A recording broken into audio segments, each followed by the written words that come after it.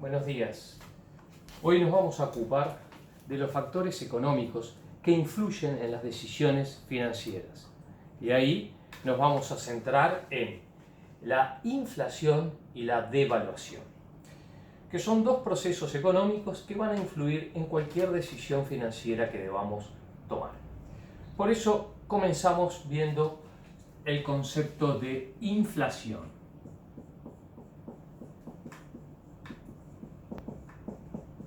La inflación es la suba sostenida de los precios en la economía.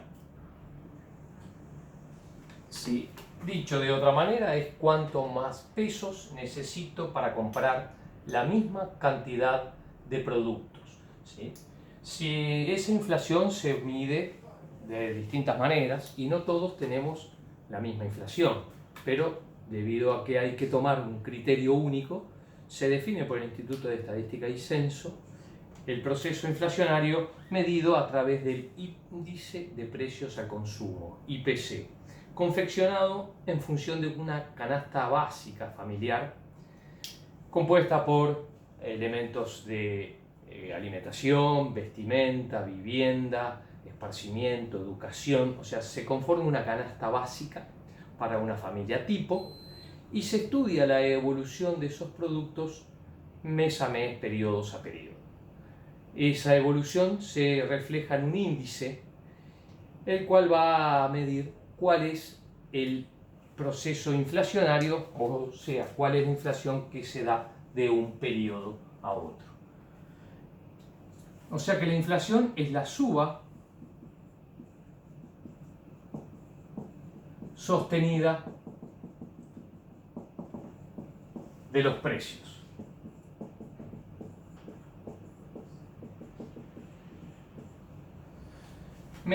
Se mide la misma por el índice de precios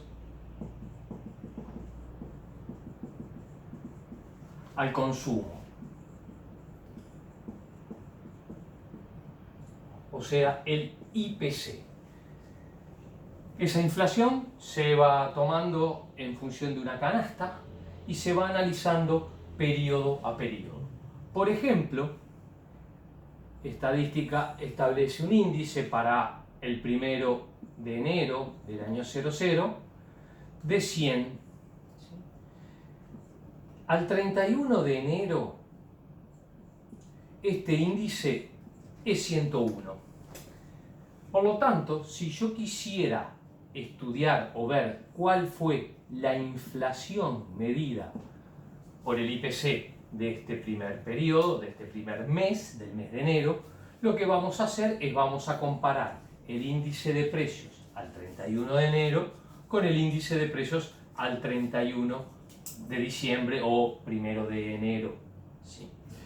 Y así poder determinar cuál es la inflación. Como cualquier proceso incremental, el incremento va a ser el valor del periodo mayor dividido el valor del periodo menor, dividido, bueno, y ahí dependiendo sobre qué se quiere poner, pero en este caso va a ser dividido el índice del periodo mayor. O sea que la inflación, en este caso de enero, va a ser el índice de precios al consumo del 31 de enero dividido el índice de precios al consumo del 1 de enero menos 1. ¿Sí? Esto no es más ni menos que ver cualquier proceso incremental. También lo podríamos haber calculado como el índice de precios al consumo del 31 de enero menos el índice de precios al consumo del 1 de enero sobre el índice de precios al consumo del 1 de enero. Es lo mismo cualquiera de estas, ¿sí? En definitiva acá lo que hicimos fue hacer como un denominador y así poder llegar a esta segunda fórmula. O sea que en este ejemplo la inflación de enero es igual a 101 dividido 100 menos 1, o sea 0,01, un 1%. Quiere decir de que voy a necesitar un 1% más de dinero para poder comprar las mismas cosas que podía comprar el 1 de enero o 31 de diciembre. Si ahora pasamos a el 28 de febrero y tenemos un índice de 102,5, bueno, si yo quisiera ver la inflación que se dio en el mes de febrero, va a ser el índice al 28 de febrero dividido el índice al 31 de enero. O sea que la inflación de febrero sería igual a 102,5 dividido 101 menos 1. ¿Sí? Y así llegaríamos a tener la inflación en el periodo de febrero.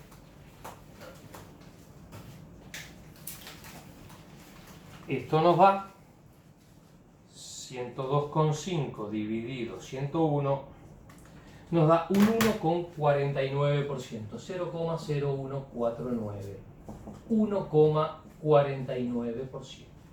Y así podríamos calcular cualquier inflación de cualquier periodo. O sea que llegamos a que aquí la inflación fue del 1% y acá la inflación fue del 1,49%. ¿Sí? Ahora, si por ejemplo nosotros quisiéramos calcular y saber cuál es la inflación del bimestre, o sea, enero o febrero, acá podríamos manejarla de dos maneras. O bien, como vimos recién, ¿sí?, la inflación del bimestre enero-febrero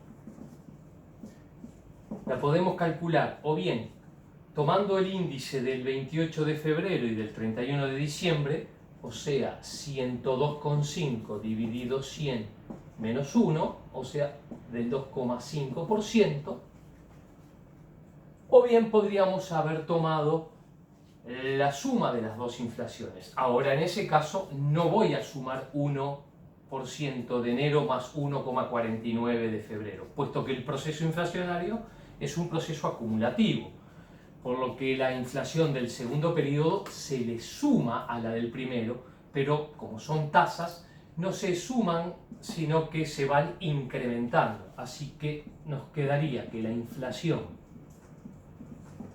del bimestre enero-febrero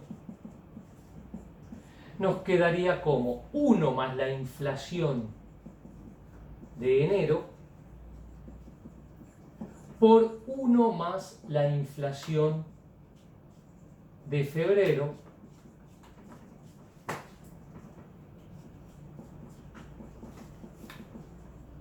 menos 1. Así que nos quedaría 1 más 0,01 por 1 más 0,0145. 49, perdón. Menos 1. Y así llegaríamos al 2,5%. Es un proceso que se va acumulando una inflación a otra, por lo tanto no sumo el 1% más el 1,49, sino que para sumar tasas multiplicamos 1 más la tasa por 1 más la inflación del otro y a eso le restamos 1. Y así podríamos calcular cualquier inflación de acuerdo a la información que tengamos. Ahora bien, ¿qué sucede con este tema? Lo que sucede es lo siguiente. Pongámosle que yo tengo 100 pesos, ¿sí?, y quiero comprarme un marcador que vale 100 pesos. Voy al kiosquito y le pregunto cuánto vale ese marcador y me dicen, este marcador vale 100 pesos. Digo, bien, cruzo al banco de enfrente y voy a colocar los mismos 100 pesos en el banco. Y me dicen que la tasa de interés que el banco me paga es del 20%. Perfecto, coloco los 100 pesos a un año. Cuando vengo al año, retiro 100 pesos más los intereses, más el 20%, retiro 120 pesos. Cruzo al kiosquito a comprar este marcador que hace un año valía 100 pesos.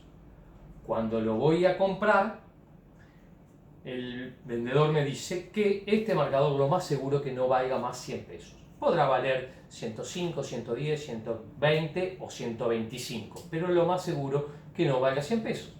Pongámosle que voy a comprar y cuando pago 115 pesos.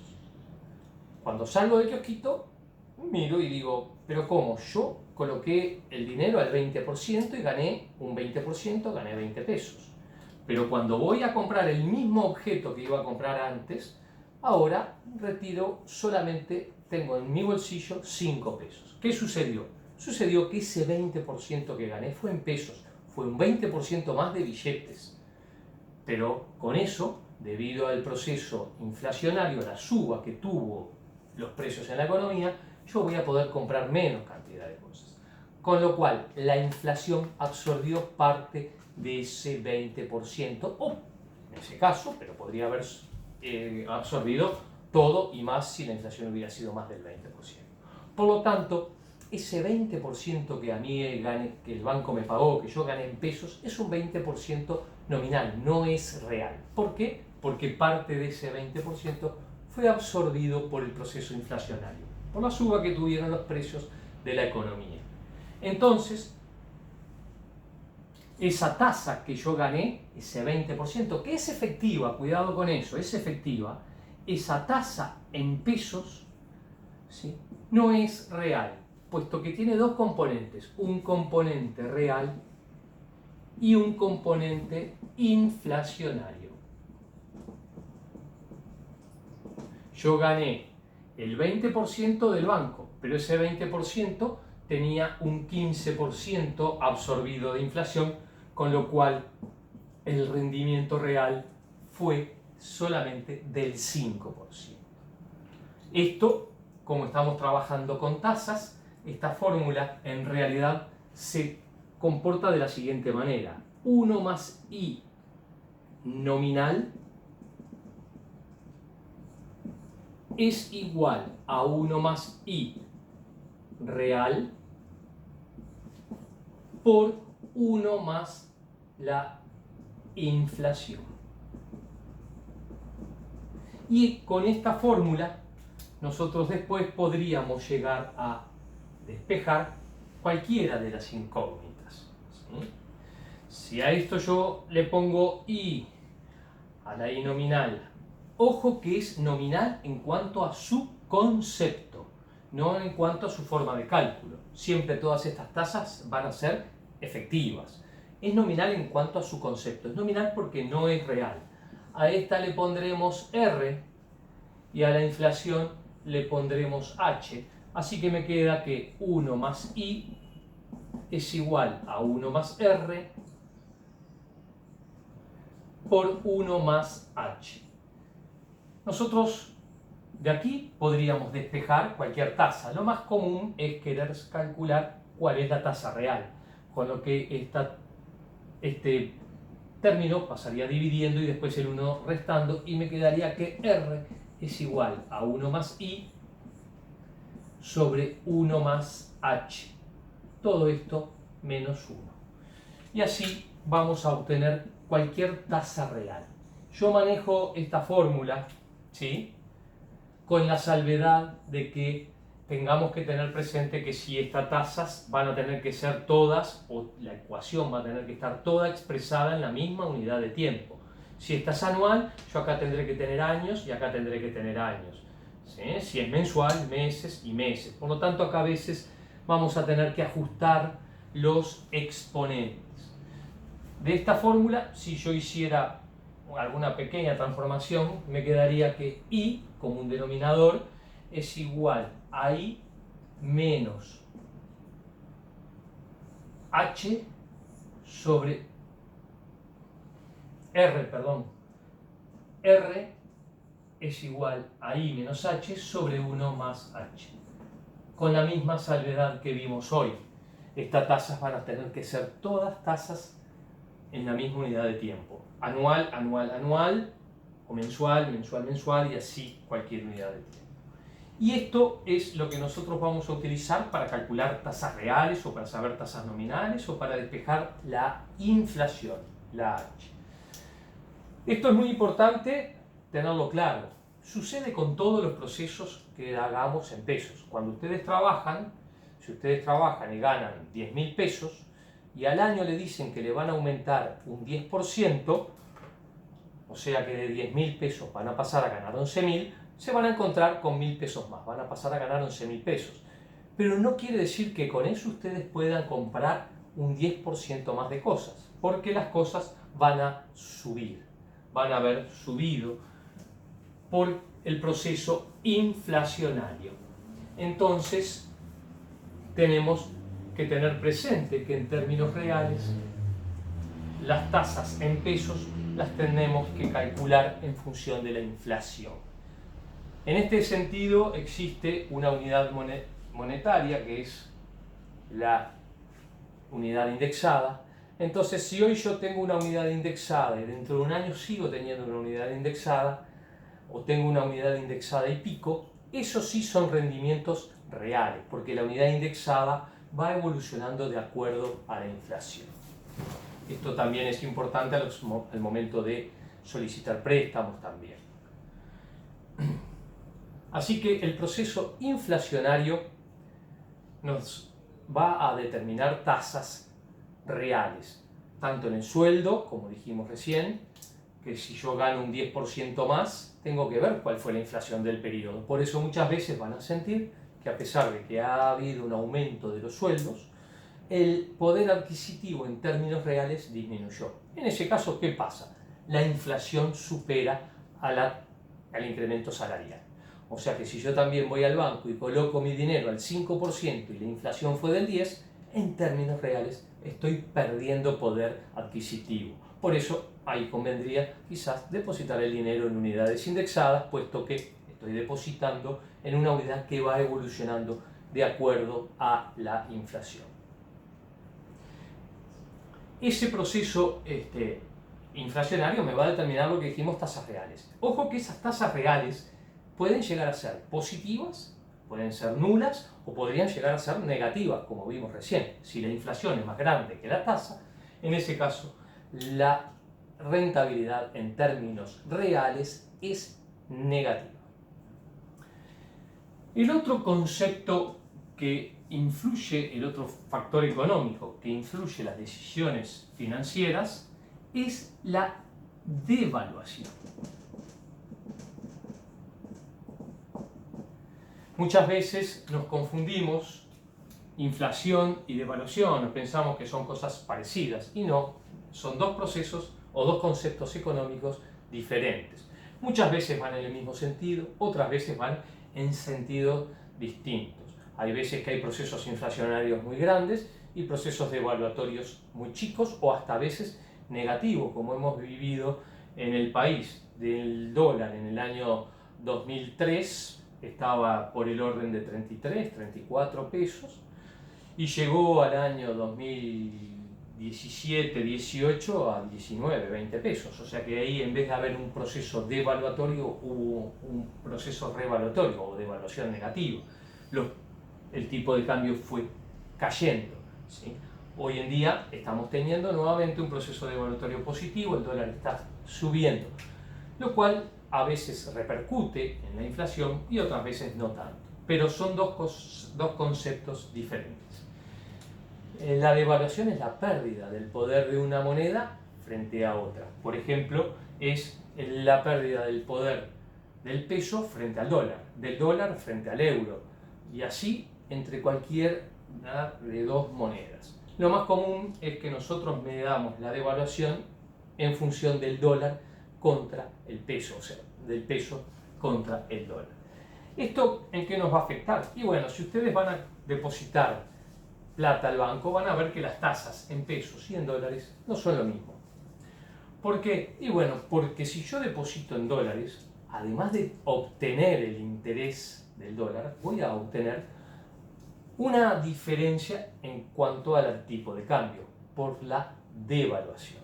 O sea que si yo coloco dólares, además de ganar la tasa en dólares, voy a ganar por la diferencia de cambio, por la devaluación. Ojo, porque podríamos perder por la devaluación si esa devaluación es negativa.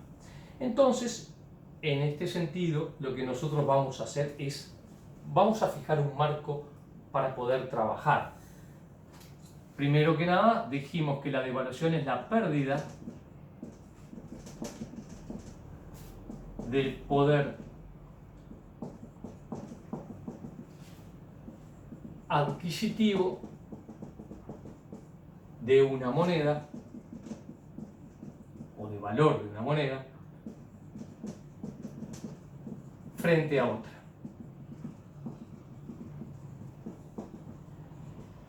Y en este caso nosotros vamos a trabajar con el teorema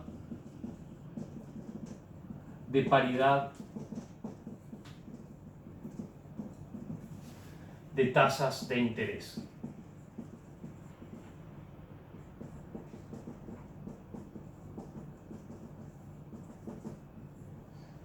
Teorema de la paridad en las tasas de interés, o bien también conocido como teorema de Fisher, que establece este teorema.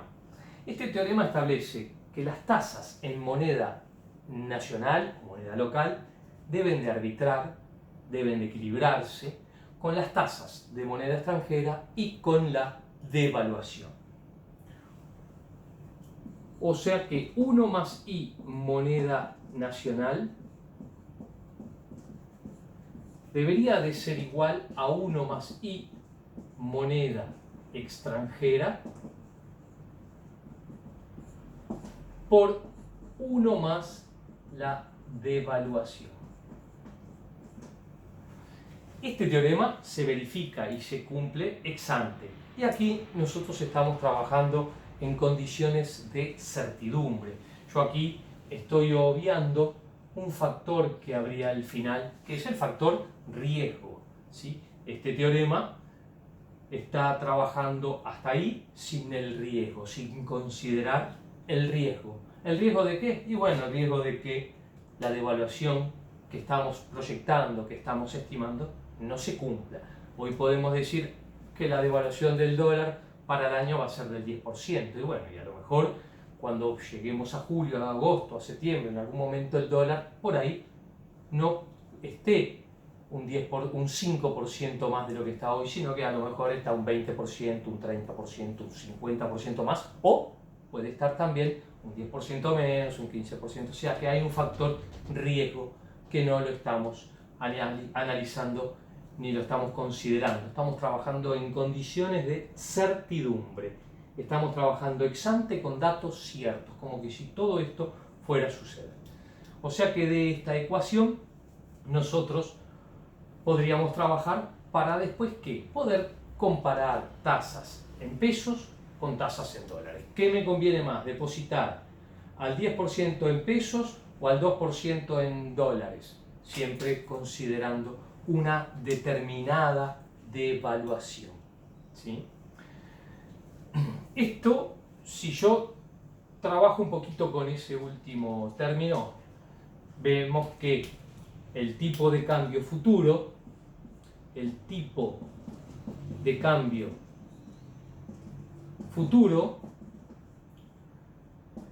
es igual, o sea, tipo de cambio futuro y el tipo de cambio presente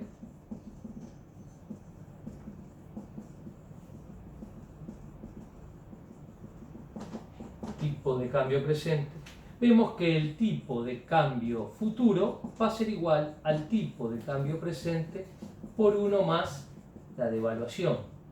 ¿Cuánto va a estar el dólar dentro de un año? Si hoy está a 30 y la devaluación es del 10%, va a estar a 30 por 1 más la devaluación, o sea que va a estar a 33. Con lo cual, de aquí podríamos tener que tipo de cambio futuro sobre tipo de cambio presente es igual a 1 más la devaluación.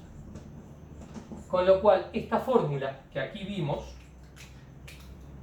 la podemos transformar sustituyendo el último término por lo que recién vimos.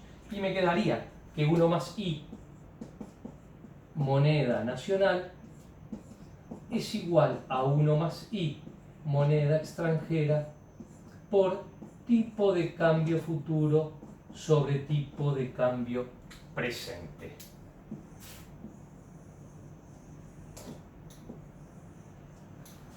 Y así llegamos a la misma fórmula que arriba. Ojo que esto es tipo de cambio futuro sobre tipo de cambio presente. No es uno más tipo, es tipo de cambio futuro sobre tipo de cambio presente, uno más devaluación. Después, a veces, cuando trabajamos con tipo de cambio, alguien puede poner uno más tipo. No, es tipo de cambio futuro sobre tipo de cambio presente.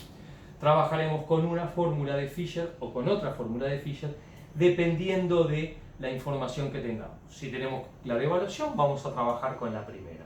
Si tenemos los tipos de cambio, trabajaremos con la segunda. Y bueno, y ahí de acuerdo un poco a los datos que tengamos, va a ser con lo que vamos a trabajar.